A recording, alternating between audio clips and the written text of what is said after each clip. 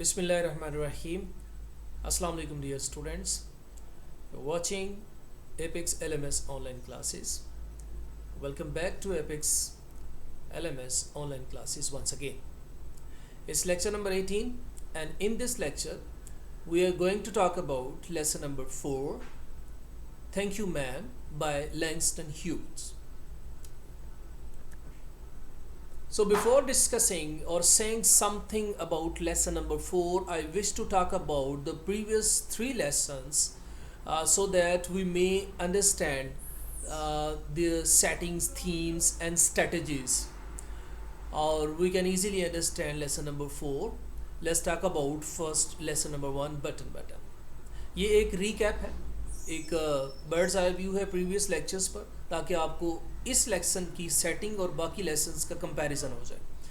सो पहला लेसन हमने पढ़ा बटन. इसमें सिटी लाइफ थी बेटा, शहर की ज़िंदगी के बारे में, आपकी डिज़ायर्स के बारे में बात की, और एक ट्रेजेडी थी, यानी जिसके एंड पे जो प्रोटैगनिस्ट होता है या हीरो होता है, जिसके साथ आपकी सिंपथीज होती हैं, आपकी फीलिंग्स होती हैं, अगर उसकी डेथ हो जाए और तो वो ट्रेजेडी कहलाता है, और अगर हैप्पी एंडिंग हो तो उसे हम on the other hand it's called comedy. Happy ending, all is well that ends well, Shakespeare ने जैसे कहा और लिखा. और ये सोशल इवल्स पर थी, और सोशल इवल्स सबसे ज़्यादा क्या था, ग्रीड.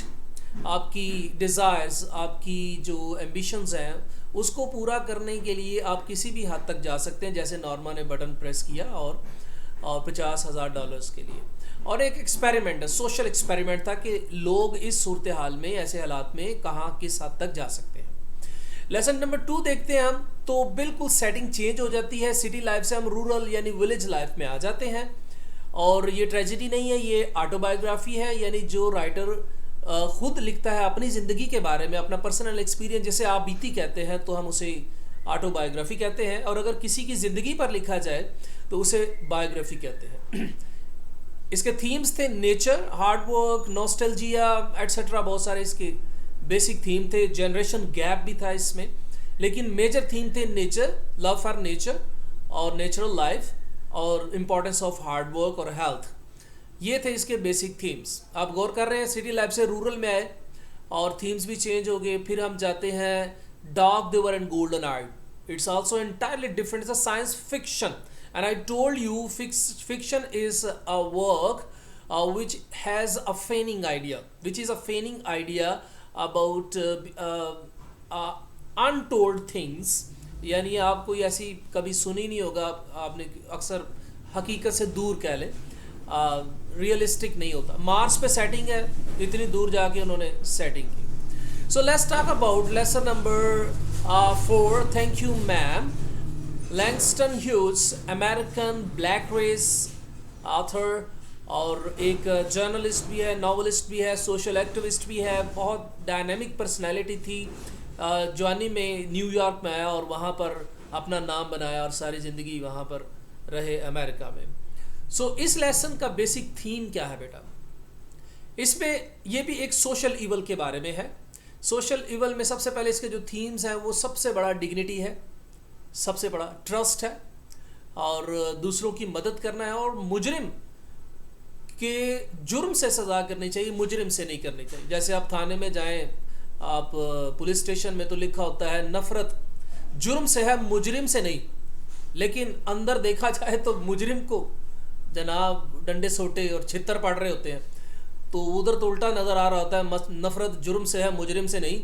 बहरहाल ये एक अलग इशू है.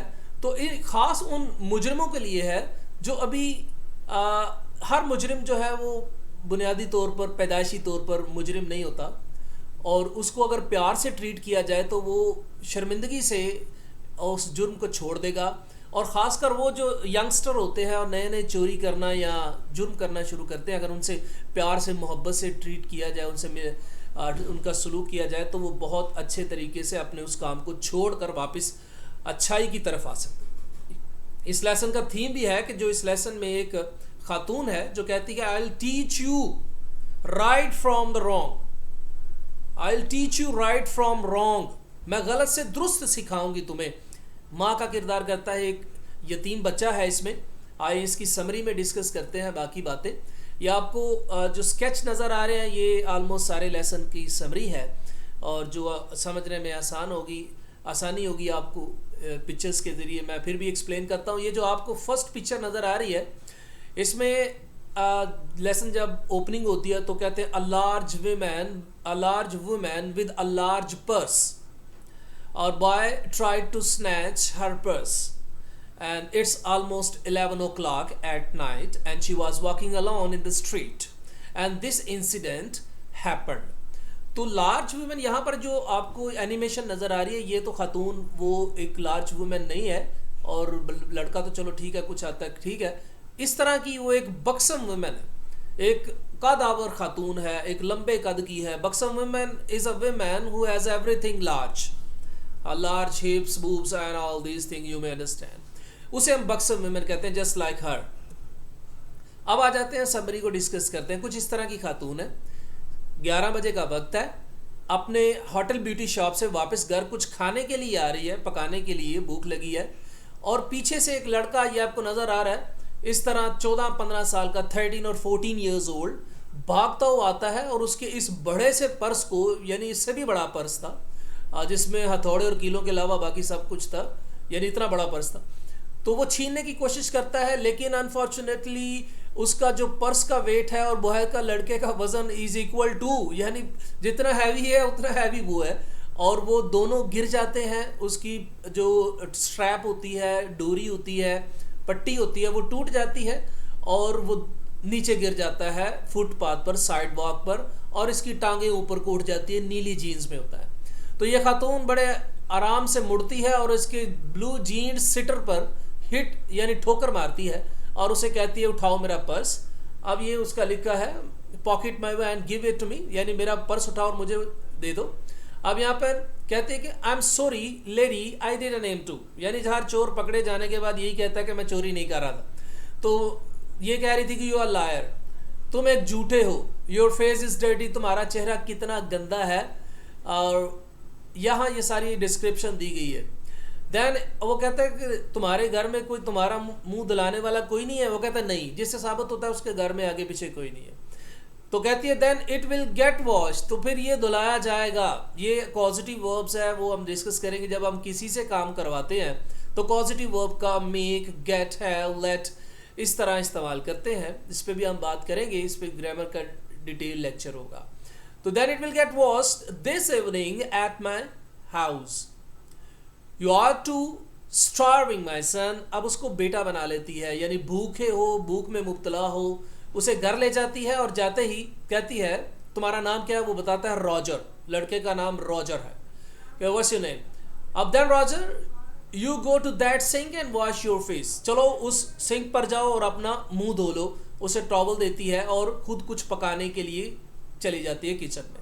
अब यहाँ इस सीन में वो कुछ पका के खा रहे हैं, तो कुछ बातचीत साथ साथ चलती है। आपको टेबल देखें, कुछ कोका और उसने कैंड मिल्क से कुछ बना के रखा उस बच्चे के लिए और उसको बातों बातों में समझाया। I believe you are hungry और been hungry, I try to snatch my pocket book, I wanted a pair of blue suede shoes. Suede को कहते हैं चमड़े के जूते, जिससे ये जाहिर करता है ये एमेटर है, ये प्रोफेशनल नहीं है और इसको पैसों की ज़रूरत है और सिर्फ एक जूते के लिए ये चोरी कर रहा है।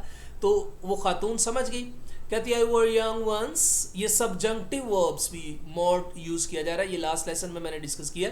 When you talk about beyond reality you use subjunctive verbs. I were young, कभी मैं भी जवान थी और मैं भी चीज़ें मुझे भी ज़रूरत होती थी जैसे तुम्हें है, तो ये समझता था कि तुम भी चोरियां करती थी मेरी तरह। तो ये कहती ऐसा नहीं है। तो वहाँ पर जो भी केक 10 सेंट केक बनाकर और कुछ खाने पीने की चीज़ें वहाँ पर बीफ को गर्म करती है, लीमा बीन्स फलियां गर्म करती है, खाना टेबल पर लगाने के बाद कहती है कि चलो खाओ, सब और ज़्यादा खाओ। उसे पता था काफ़ी भूख है। ये एक अच्छा रवैया, अच्छा सलूक था एक चोर के साथ। घर उसे घसीटते हुए घर में ले जाती है। अब जी यहाँ पर जब खाना खा लेता है तो उसे तकरीबन $10 देती है और कहती है कि नेक्स्ट टाइम बिहेव योरसेल्फ और don't try to snatch anybody else the purse of anybody else. किसी का पर्स छीनने की कोशिश मत करना, यानी ये गलत हरकत करने की कोई ज़रूरत नहीं है। जाओ अपने जूते खरीदो और behave yourself next time. And she shuts the door, और वो दरवाज़ा बंद कर लेती है। ये है इसकी समरी। और इस किस तरह वो इसको सिखाती है, राइट फ्रॉम रॉन्ग। तो ये इस लेसन में सोशल इवल पे बात करेंगे हम अक्सर बच्चे को खाना पीने की कुछ चीज़ें, ग्रॉसरी घर वाले मंगाते हैं तो उसमें से कुछ पैसे रखते हैं या कुछ घर से चीज़ उठा के बेच दी अपनी पॉकेट मनी पूरी करने के लिए। ये पहले अवामल होते हैं चोरी के और गलत, तो इस चीज़ से बचना चाहिए, इस चीज़ से हमें गुरेज करना चाहिए ताकि हम बड़ी चोरियों की तरफ ना जाएं और हमारी कोई हौसला अफजाई ना करे। तो ये बक्सम में मैंने याद रखना बेटा। सो let's talk about the text. यहाँ पर टाइटल को देखते हैं। सबसे पहले मैंने टाइटल लिखना सिखाया था आपको दूसरे लेसन में भी, तीसरे में भी, कि हम जनाब थैंक यू, यहाँ पर ये कैपिटल में होना चाहिए यू, ये आपका एड्रेसिंग कॉमा है, और मैम ये फ्लाइंग कॉमा जो आपको नज़र आ रहा है ये कॉन्ट्रैक्शन है मैडम का। कॉन्ट्रैक्शन होता है शॉर्ट बनाना, मैडम को मैम कह दिया, मैम आ साउंड भी कह सकते हैं इसमें। थैंक यू मैम, शुक्रिया मादाम, आपका शुक्रिया। तो इस समरी में आपने देखा होगा कि आखिर में जब वो पैसे देती है तो ज़ाहिर है वो उसका बहुत मशकूर होता है उस हवाले से। सो इसकी टेक्स्ट को डिस्कस कर लेते हैं जी। She was a large woman, she was a large woman, woman यानी वूम से निकले है, मैन की यानी ये औरत ज़ाहिर है मर्द की पसली से बनी है तो तब से लिखा है वुमैन। तो लार्ज यहाँ पर होगी कादावर, बड़े कद की। शी वॉज अ लार्ज, यहाँ पर इनडेफिनेट आर्टिकल यूज किया क्योंकि फर्स्ट टाइम इंट्रोड्यूस करो। एक खातून थी, वो एक बड़े कद की खातून थी या वो एक कद आवर खातून थी विद अ लार्ज पर्स, एक बड़े पर्स के साथ, या दस्ती जो बैग है पर्स है उसके साथ। अच्छा यहाँ पर आप देखिए गौर किया होगा, लार्ज विमेन ह्यूमन बीइंग के साथ भी लार्ज आया लेकिन कदावर हो गया। यहाँ बेजान चीज़ के साथ लार्ज आया तो ये आप इसे कह सकते हैं कि एक बड़ा, कदावर नहीं यहाँ पे बोल सकते। वो एक कदावर खातून थी एक बड़े पर्स के साथ या दस्ती बैग के साथ, दैट हैड एवरीथिंग, जिसमें हर चीज़ थी, in it but a hammer, लेकिन एक हथौड़ा, एंड नेल्स, और कुछ कीलों के अलावा। यानी एक थोड़ी सी एग्जैजरेशन, मज़ा, थोड़ा सा जो है मुबालगा रही कर रहा है, थोड़ा सा मजाक करने की कोशिश कर रहा है राइटर कि उसमें हथौड़े कीलों के अलावा यानी इतना कुछ है कि बस वो पंडोरा बॉक्स है और आपको हर चीज़ मिल जाती है, मजाक बनाने की कोशिश। वो एक कादावर खातून थी जिसके पास एक बहुत बड़ा पर्स था जिसमें हर चीज़ थी, एक हथौड़े और कीलों के अलावा, यानी पूरी workshop. It had a long strap, strap के लिए बेल्ट या आप बैंड यूज़ कर सकते हैं, पट्टी, इसकी एक लंबी सी डोरी थी या पट्टी थी। And she carried it slung, slung hung या सस्पेंड, लटकाई होना, अक्रॉस हर शोल्डर, जिसने अपने कंधे पर उसे लटकाया हुआ था, यानी उसे अपने कंधे पर लटकाए ले जा रही थी, जैसे पर्स कंधे पर रखते हैं। It was about 11 o'clock, o'clock mean of clock, ये भी कॉन्ट्रैक्शन है, एफ को यहाँ पर ख़त्म किया गया है। एट नाइट, ये क्वेश्चन का आंसर भी है, फर्स्ट क्वेश्चन का आंसर कि व्हाट वाज द टाइम, तो इट वाज 11 o'clock, याद रखना है आपने। एट नाइट, शाम के वक्त, ये शाम 11 बजे का वक्त था, डार्क तारीकी छाई हुई थी यानी अंधेरा था। And she was walking alone, और वो तनहा चलती जा रही थी या चल रही थी। When a boy ran up behind, जब एक लड़का पीछे से भागता हुआ आया, and tried to snatch her purse, और उसका पर्स छीनने की कोशिश की। ये रात 11 बजे का वक्त था, तारीकी छाई हुई थी और वो तनहा चल रही थी जब एक लड़का पीछे से भागता हुआ आया और उसका पर्स छीनने की कोशिश की। द स्ट्रैप ब्रोक, वो रस्सी टूट गई, strap broke with a sudden single tug. Tug बेटा ये इस दफ़ा 2019 के पेपर में ये सिनोनिम आया था, इसको अच्छे से अंडरलाइन करें। जर्क और पुल, जितनी चीज़ें अंडरलाइन करेंगे ये एग्जाम पॉइंट ऑफ व्यू से अहम है या लर्निंग पॉइंट ऑफ व्यू से। वो रस्सी टूटी एक अचानक झटके के साथ, एक ही अचानक दिए गए झटके के साथ। द बॉय गेव इट, जो लड़के ने उसे दिया, फ्रॉम बिहाइंड, पीछे से।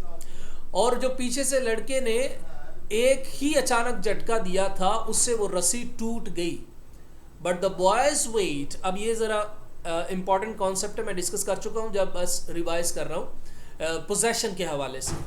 बॉयज वेट, ये पोजेशन बन रही है, जैसे मैंने बताया था पोजेशन मलकियत जिसे कहते हैं। अगर तो आखिर में टी और एस साउंड ना हो तो फिर हम अपॉस्ट्रोफी लगा के एस लगाते हैं, पोइट्स, आइडियाज, समथिंग। और देखिए पोइटस में ऑलरेडी एस लगा हो तो फिर हम सिर्फ अपॉस्ट्रोफी ये फ्लाइंग कॉमा लगाते हैं, और ताकि हम आगे एस नहीं लगाते, रिपीटेशन और बड़ा ऑड सा बन जाता है। तो यहाँ देखिए पोजेशन बनाने का तरीका पर्सनैलिटी की है। बॉयज वेट, लड़के का वजन, and the wear of the purse, जब बेजान चीज़ का हम पोजेशन बनाते हैं तो ऑव लगाते हैं, इसलिए दोनों में फ़र्क समझ लें। यहाँ पर जानदार का बनाया जा रहा है बॉयज़ वेट, और यहाँ पर बेजान का बनाया। लड़के का वजन और उस पर्स का वजन कंबाइंड मिल जाने से काज वजह बनी him to lose his balance, उसका तवाज़न खोने में।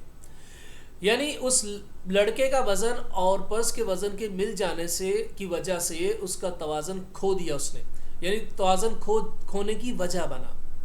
इंस्टेड, इसकी बजाय, of taking a full blast as he had hoped, और वो उड़ा ले जाने की बजाय जैसे कि वो उम्मीद करता था, the boy fell on his back, लड़का अपनी पीठ के बल गिरा, on the side walk mean footpath, जो साथ में चलने वाला रास्ता है, and his legs flu up, और उसकी टांगे ऊपर को उठ गई, यानी टांगे ऊपर चली। हल्का था, कमजोर था बेचारा। लार्ज विमेन सिंपली टर्ड, वो बड़ी कदावर खातून सादगी से मुड़ी, around and kicked him right square, और दुरुस्त जाविये पर उसको ठोकर लगाई, इन इज ब्लू जीन्ड सिटर, उसकी नीली जीन के कूले पर। सिटर कूला, और यहाँ हिप कह सकते हैं, हिप्स या बट, ठीक है। ये वो बट नहीं है जो हमारे यहाँ बट पाए जाते हैं, ये बट सा वो नहीं है। बट मीन कूला, आपका एक हिप, उसके दुरुस्त जाविये पर उसने चोट लगाई। देन शी रीच डाउन, फिर वो आगे को लपकी, यानी नीचे को थोड़ी सी बेंड डाउन, झुकी। Picked the boy up his shirt front, और उसके सामने से गिरेजबान से उसे पकड़कर उठाया। एंड शोक यहाँ पर शेक, हिलाना, झंझोड़ना। Him until his teeth rattle, उसने उसको खूब झंझोड़ा जब तक उसके दांत नहीं बजना शुरू हो गए। यहाँ पर रैटल इंपॉर्टेंट सिनोनिम है, इसको शेक, क्लैटर और बीट, और दूसरा शू के लिए शेक लिख सकते हैं आप। अच्छा जी, ये पंक्चुएशन पारावी से इंपॉर्टेंट लाइन है, इससे अच्छे से अंडरलाइन कर लें। After that the women said, उसके बाद खातून ने कहा, pick up my pocket book, मेरा पर्स उठाओ बॉय, लड़के, एंड गिव इट हियर, और यहाँ मुझे दो। She still held him tightly, उसने उसे अभी तक मजबूती से पकड़ा हुआ था, but she bent down enough, लेकिन वो इतनी झुकी, टू परमिट मीन अलाउ, इजाजत देना, हिम टू स्टूप मीन झुकना, bend, and pick up her purse, और उसका वो पर्स उठा सके, उतना झुकी जितना वो उसका पर्स उठा सके। देन शी सेड, फिर उसने कहा, now ant you ashamed of yourself, aren't you ashamed of your, क्या तुम खुद से अब शर्मिंदा नहीं हो, यानी पकड़ा गया तो उसे पूछ रही, शर्म तो नहीं आ रही। Firmly gripped by the shirt front, the boy said, उस लड़के से गिरफ्तार से पकड़े, मजबूती से पकड़े जाने वाले लड़के ने कहा, यस मैम, ये भी एक कॉन्ट्रैक्शन है, यस मैम, यानी जी हाँ आती है। इससे साबित होता है इज सो इनोसेंट, और बहुत ज़्यादा मासूम है, और देखिए वो सादगी से एक्सेप्ट भी कर रहा है, एडमिट कर रहा है, जी हाँ आती है शर्म मुझे। द वुमेन सेड, खातून ने कहा, what did you want to do it for, तुम ये किसके लिए करना चाहते थे। द बॉय सेड, लड़के ने कहा, आई डिडंट एम टू, मेरा कोई मकसद नहीं था, यानी मेरा कोई ऐसा मकसद नहीं था चोरी करने का, बस मैं ऐसे ही आके टकरा गया आपसे। शी सेड, उसने कहा, यू लाई, तुम झूठे हो। अब ये जो मैं लाइन पढ़ने जा रहा हूँ ये भी क्वेश्चन है, यहाँ पे भी एक दो क्वेश्चन गुजर गया, मैं इसमें एक्सरसाइज में डिस्कस करूंगा। यानी इतनी 10% ट्रांसलेशन में आपको तकरीबन 3 से 4 पहले क्वेश्चन सॉल्व हो जाते हैं, आपको गौर से पढ़ें। By that time 2 or 3 people passed, उस वक्त 2 या 3 लोग गुजरे। स्टॉप, कुछ रुक गए जो बहुत वेले थे, घर से इंपॉर्टेंट काम निकले हैं, लेकिन कोई चीज़ देखते हैं, कोई वाकया, कुछ छोटा सा एक्सीडेंट, तो सब कुछ भूल के इंपॉर्टेंट काम को छोड़ के खड़े हो जाते हैं मुंह उठा के। हमारे ऐसे भी कुछ पाकिस्तानी। टर्न टू लुक, और कुछ ने मुड़ के देखा, यानी जाते हुए पीछे मुड़ के देखते हैं क्या हुआ है, देखो तो सही, कुछ खास तो नहीं, मज़े का तो नहीं है, या कुछ इंटरेस्टिंग या horrible. And some stood watching, और कुछ देखने के लिए खड़े हो गए, जो बिल्कुल वेले थे, जो कोई काम नहीं था, तो वहाँ पर वो खड़े हो गए। पाकिस्तानी अवाम, इस पर जावेद चौधरी का कॉलम आपको याद होगा, वो मदारी जो बड़े एहतियात से साइकिल उठा के फाटक क्रॉस करता है और आगे जाके देखता है वो उस बंदर का और सांप का जो भी वो तमाशा देख रहा होता है, और अंग्रेज़ सरप्राइज्ड होता है ये कैसे होगा। बस ऐसी अवाम है जी। तो मैंने वादा किया था कि इस लेक्चर में हम टेंसेस को भी डिस्कस करेंगे। Let's have a brief introduction first of all, lecture time काफ़ी हो रहा है, तो इसमें टेंसेस में बेटा टेंस सीखने से पहले आपको टेंस होता क्या है इस पे बात कर लें। उर्दू में इसे ट्रांसलेट करें तो ज़माने या ज़माना कहते हैं। ज़माना हट वो चीज़ है जो बेटा वक्त में आ जाती है, टाइम में आ जाती है। मैं शॉर्टली ब्रीफ कर दूं, नेक्स्ट लेसन से हम प्रेजेंट डेफिनेट पहला टेंस डिस्कस करेंगे। मैं समझता हूँ टेंस को सादा सी डेफिनेशन, सबसे सिंपल डेफिनेशन ये करेंगे, change of verb in a sentence. What is tense? What is a tense? मैं कहूँगा tense is a change of verb in a sentence. सादा से इस तरह याद रखें कि टेंस वर्ब की तब्दीली का नाम है जुमले में। तो वो मैं साबित करता हूं। देखें बेटा, कहा जाता है 3 तरह के टेंसेस होते हैं, प्रेजेंट, पास्ट एंड फ्यूचर। लेकिन अकॉर्डिंग टू इंग्लिश ग्रामरियन, जैसे कि डेफिनेशन की, ज़माना टाइम को कहते हैं। तो टाइम में बेटा यहाँ तो प्रेजेंट आता है, यहाँ पास्ट आता है, फ्यूचर टाइम में नहीं आता। तो इसको हम ऑक्सिलरी मॉडल वर्ब्स के साथ बनाते हैं। इसलिए टेंसेस बेसिकली 2 ही होते हैं। अगर डेफिनेशन के मुताबिक चलें तो प्रेजेंट होता है, पास्ट होता है, जो दोनों टाइम में होते हैं। फ्यूचर में क्या है हमें नहीं पता, वो टाइम जोन में नहीं आता, इसलिए हम उसे मॉडल वर्ब्स, विल, शैल, आप देखेंगे चारों कैटेगरीज में, इंडेफिनेट, कॉन्टिन्यूस और परफेक्ट कॉन्टिन्यूस में हम फ्यूचर ही को विल, शैल से ही बनाते हैं, मॉडल ऑक्सिलरी से बनाया जाता है। अब देखें जी, चले ये बात की बाद में आगे जाके मैं ज़रूर करूँगा हर टेंस में, लेकिन इतना याद रखें टेंस बेसिकली 2 ही होते हैं, लेकिन तीसरा अपनी सहूलत के लिए अज्यूम किया जाता है। अच्छा जी, इसको समझने से पहले आपको इंग्लिश वर्ड ऑर्डर और उर्दू वर्ड ऑर्डर ज़रूर सीखना if you are a beginner. तो ये खासकर बिगनर्स के लिए है, जो मैट्रिक में टेंस को अच्छे से नहीं सीखते, एक और मौका है उनके लिए। जो इंग्लिश वर्ड ऑर्डर है वो बेटा सब्जेक्ट, वर्ब और ऑब्जेक्ट है।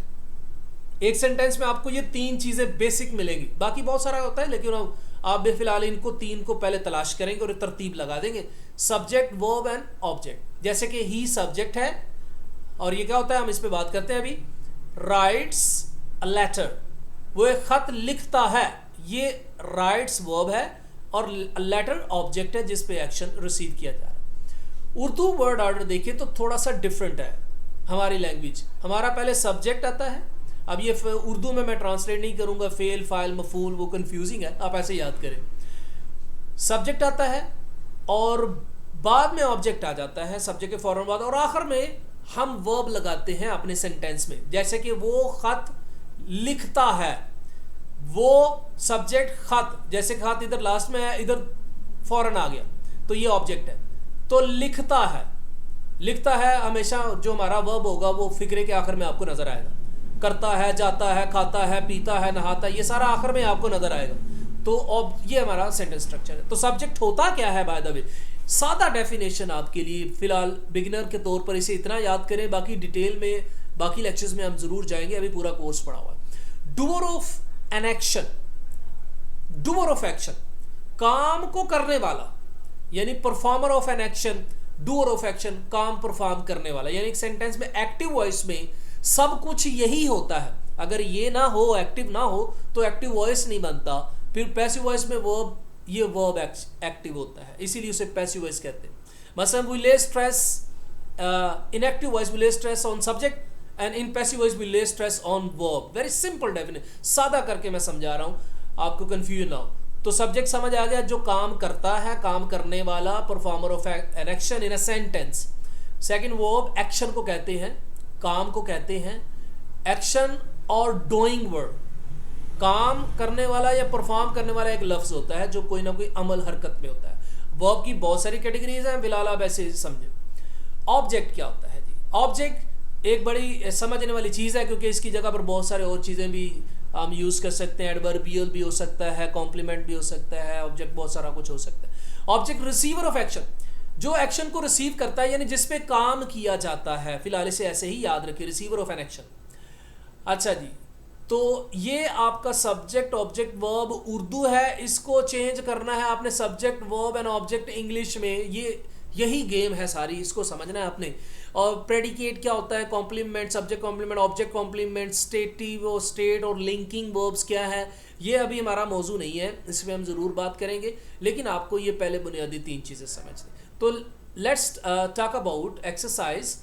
तो देखें, ये वी सब्जेक्ट है बेटा, प्ले, वर्ब एंड ऑब्जेक्ट। अब आप तलाश करें, इसमें शी सब्जेक्ट है और ये ऑक्सिलरी या हेल्पिंग वर्ब है, ये पूरा वर्ब होगा, ये इसका मददगार है, लेकिन ये वर्ब का हिस्सा ही है।